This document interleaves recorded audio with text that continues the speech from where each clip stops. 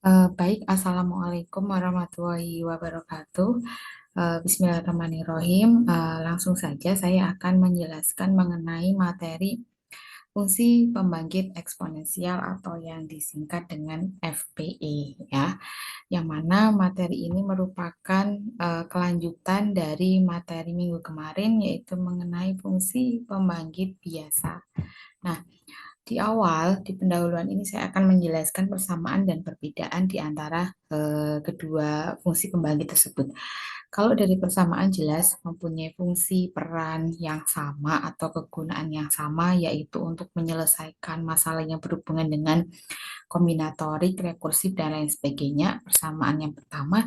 Kemudian persamaan yang kedua adalah ternyata baik itu eh, apa namanya biasa maupun eksponensial itu sama-sama merupakan eh, apa namanya deret polinom atau fungsi polinom, maaf, fungsi polinom.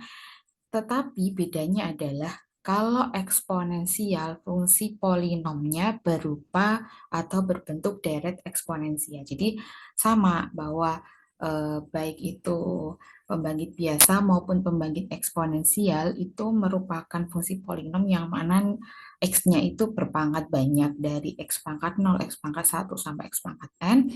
Tetapi untuk eksponensial ini deretnya berbentuk deret eksponensial gitu ya. Nah, itu persamaan. Kemudian perbedaan. Perbedaan satu ada di rumus atau formula. Untuk eksponensial kita hanya menambahkan n faktorial atau dibagi dengan n faktorial dari rumus fungsi pembangkit biasa. Nah, perbedaan yang kedua adalah mengenai koefisien. Kalau pada fungsi pembangkit biasa, ketika kita menemukan atau menghitung barisan AN, itu kan kita melihat nilai koefisien dari variabel X itu. Tapi kalau fungsi pembangkit eksponensial, itu yang kita lihat adalah koefisien dari X per N faktorial atau koefisien dari X pangkat N per N faktorial. Jadi bukan hanya dari koefisien X saja, tetapi dari koefisien X pangkat N per N faktorial. Maka tadi disebut berbentuk deret eksponensial gitu ya. Nah, eh, berikutnya di sini ada lanjutan. Di sini saya akan memperlihatkan kenapa kok dibagi dengan n faktorial. Coba kita ingat kembali konsep antara kombinasi dengan permutasi. Nah, yang mana di dalam permutasi ya atau di dalam kombinasi gitu ya, kita bisa menyebutkan bahwa kombinasi itu adalah permutasi dibagi R faktorial gitu ya. Nah, ini di sini saya akan memperlihatkan jadi apabila ada fx yang mana di sini adalah 1 plus x pangkat n, di mana di sini dinyatakan dalam bentuk lain yang kita tahu ini adalah bentuk dari koefisien binomial gitu ya. Nah, kemudian diubah menjadi permutasi sehingga dapat itu bahwa fungsi pembangkit eksponensial dari fx sama dengan 1 plus x pangkat n adalah barisan p n, 0, pn, 1, pn, 2, dan seterusnya sampai pn, n. Nah, mungkin akan lebih jelas pada definisi. Nah, pada definisi fungsi pembangkit eksponensial di sini apabila ada A0, A1, A2 sampai AN di mana ini adalah barisan bilangan real atau kita katakan sebagai barisan fungsi pembangkit eksponensial gitu ya. Maka rumus atau formula dari fungsi pembangkit eksponensial itu sendiri adalah sigma AN kali X pangkat N dibagi N faktorial. Jadi mungkin bisa dibandingkan dengan rumus yang kemarin yang pembangkit biasa, bedanya adalah kalau eksponensial di sini adalah dibagi dengan N faktorial ya. Nah, selanjutnya di sini ada beberapa contoh. Nah, ini kita ke contoh yang pertama. Contoh pertama di sini apabila diketahui fungsi pembangkit eksponensial, di mana di sini ada E pangkat X. Nah, E pangkat X ini ternyata ketika diurai dalam deret kuasa gitu ya, ataupun deret Maclaurin, di sini tertulis bahwa 1 ditambah X ditambah X kuadrat per 2 faktorial ditambah X pangkat 3 per 3 faktorial dan seterusnya, sehingga membentuk fungsi pembangkit eksponensial menjadi sigma X pangkat N dibagi N faktorial, di mana N-nya sama dengan 0 sampai tak hingga.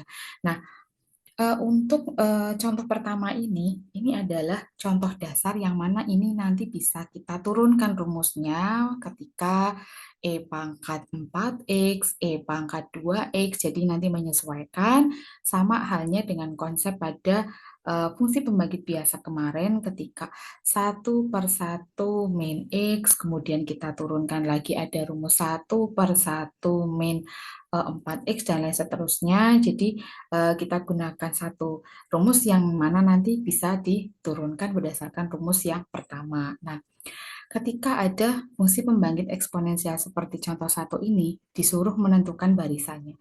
Nah, diperhatikan di sini. Jadi barisannya itu sekali lagi bukan yang nempel pada koefisien X, tetapi yang nempel pada koefisien X pangkat N per N faktorial. Karena ingat rumus dari fungsi pembangkit eksponensial adalah AN dikali X pangkat N per N faktorial, ya, ada N faktorialnya. Maka dari contoh pertama ini barisannya didapat di sini ada 1, nih yang pertama 1, kemudian 1, X ini bisa kita artikan sebagai X per 1 faktorial gitu ya, kemudian 1 ya, jadi bukan 1/2 faktorial, tetapi 1 ya, karena koefisien dari X kuadrat per 2 faktorial. Begitupun X pangkat 3 per 3 faktorial, ini koefisiennya bukan 1/3 faktorial, tetapi 1 ya. Semoga bisa dipahami ya untuk contoh pertama ini. Nah, mungkin akan kita bandingkan ya dengan nanti fungsi pembangkit biasa. Jadi nanti ada satu fungsi yang mana bisa kita nyatakan di fungsi pembangkit biasa dan fungsi pembangkit eksponensial dalam barisannya. Oke, ini contoh pertama. Jadi ini kenapa 1/1? Karena sekali lagi yang kita lihat bukan koefisien X, tetapi koefisien X pangkat N per 2 faktorial. Nah, di sini ada contoh 2. Contoh kedua ini ada satu soal di mana ada deret Maclaurin yang mana di sini membentuk deret fx sama dengan E pangkat min X, di mana kita tahu bahwa E pangkat min X itu membentuk sebuah deret 1 dikurangi X ditambah X kuadrat per 2 faktorial dikurangi X pangkat 3 per 3 faktorial ditambah X pangkat 4 per 4 faktorial ditambah dan seterusnya. Ini sudah ada di buku yang kemarin sudah saya sampaikan di kelas ya. Nah, pertanyaannya, tentukan barisan dari fungsi pembangkit eksponensial dan fungsi pembangkit biasa. Kita ke fungsi pembangkit eksponensial dulu. Nah, di sini yang ditanyakan fungsi pembangkit eksponensial. Ingat, eksponensial yang kita lihat adalah koefisien dari X per N faktorial atau X pangkat N per N faktorial. Maka didapat barisannya adalah 1, kemudian ini min 1, 1, min 1, 1, dan seterusnya. Beda ketika yang ditanya adalah barisan pada fungsi pembangkit biasa. Maka yang kita lihat adalah koefisien yang nempel pada variabel X, di mana di sini ada 1, ya ada 1, kemudian min 1, kemudian 1 per 2 faktorial atau setengah, kemudian ada min 1 per 3 faktorial, kemudian ada 1 per 4 faktorial. Jadi contoh 2 ini semoga bisa menjadi pencerah gitu ya, perbedaan antara barisan dari fungsi pembangkit eksponensial dan fungsi pembangkit biasa. Oke, kita next ke contoh yang ketiga.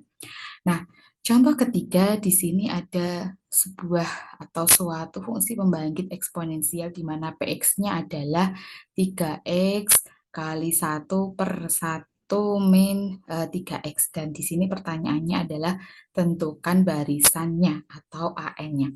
Maka kita harus mengurai fungsi tersebut, kemudian membentuk sebuah deret, baru kita bisa menentukan barisannya. Nah, Yang pertama kita harus mengurai bahwa di sini kita bisa mengurai menjadi 3x dikali sigma 3x pangkat N. Ini kita tahu bahwa 1 min X kemarin kan ya, materi kemarin itu membentuk X pangkat N. Kalau 1/1 min 3X maka membentuk 3X pangkat N.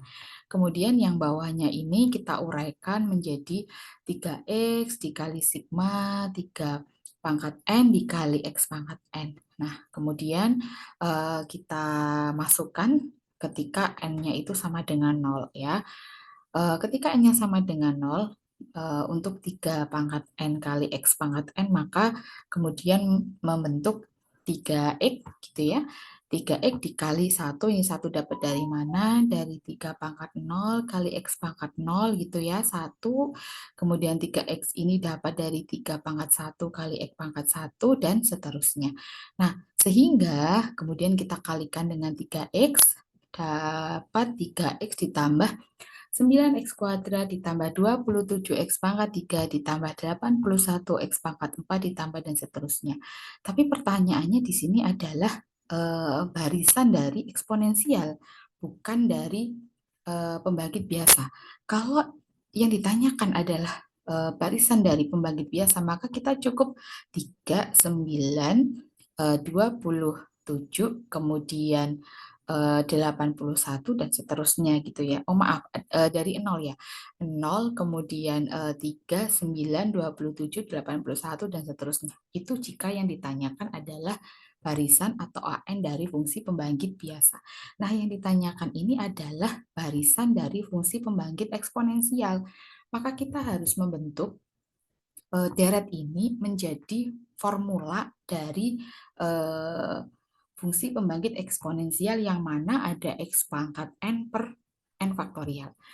Nah, maka yang pertama, untuk 3x/1 faktorial, ini kita tambahi 1 faktorial ya. Artinya kita mengubah bentuk tetapi tidak mengubah nilai. Jadi nilainya tetap sama ini, cuman bentuknya berbeda, di mana bentuknya itu harus sesuai dengan formula pada definisi fungsi pembangkit eksponensial. Nah, maka akan terbentuk 3x per 1 faktorial ditambah 9x kuadrat per 2 faktorial kali 2 faktorial. Kenapa dibagi 2 faktorial kali 2 faktorial? Karena ini adalah suku ketiga gitu ya. Ada X sama dengan 0 atau N sama dengan 0. Ini N sama dengan 1, berarti ini N sama dengan 2 gitu ya. Nah, kalau sama dengan 2, berarti untuk koefisiennya kan X kuadrat per 2 faktorial. Nah, di sini sudah ada 9, ya, 9x kuadrat. Maka kita tambah 2 faktorial. Kalau kita lihat, 9x kuadrat per 2 faktorial kali 2 faktorial, itu kan sama artinya dengan 9x kuadrat. Ya, jadi nilainya masih sama 9x kuadrat, hanya kita membuat atau mengubah bentuk agar sesuai dengan definisi fungsi pembangkit eksponensial. Yang mana di sini adalah suku ketiga ya, di mana suku ketiga itu x kuadrat per 2 faktorial ini. Nah, maka kita harus menambahkan 2 faktorial agar hasilnya ya tetap 9x kuadrat. Begitu ya. Dan seterusnya berlaku untuk 27x pangkat 3 dibagi 3 faktorial, kemudian dikali 3 faktorial, dan seterusnya. Sehingga akan membentuk barisan AN-nya 0. 0 itu kan berarti untuk suku A0 gitu ya. Kemudian 3, ini 3. Kemudian 9 kali 2 faktorial, ini 9 kali 2 faktorial, karena X kuadrat per 2 faktorialnya ini adalah koefisien. 27 kali 3 faktorial, karena 3 X pangkat 3 per 3 faktorial ini juga adalah koefisien. 81 kali 4 faktorial, ya, karena ini nggak ikut, karena ini adalah koefisiennya X pangkat 4 per 4 faktorial. Sehingga setelah kita hitung didapatkan barisan AN-nya adalah 0, 3, 18, 162, 1944, dan seterusnya. Jadi intinya di contoh ketiga ini ketika kita sudah mendapatkan hasil terakhir ini ya, dan yang ditanya adalah eksponensial, barisan eksponensial, maka kita harus membuat agar nilainya masih sama seperti deret ini, tetapi kita membentuk formula menjadi definisi dari atau ya definisi dari fungsi pembangkit eksponensial gitu dengan ada koefisien x pangkat n per n faktorial. Nah, ini contoh yang ketiga, nanti pelan-pelan dipahami gitu ya. Nah, kemudian untuk contoh keempat. Nah, contoh keempat ini adalah contoh penjumlahan atau konvolusi gitu ya. Jadi kalau konvolusi berlaku sama baik itu untuk biasa maupun eksponensial. Nah, di sini ada dua fungsi, yaitu fungsi EX sama E pangkat min X ya, atau E pangkat X dan E pangkat min X.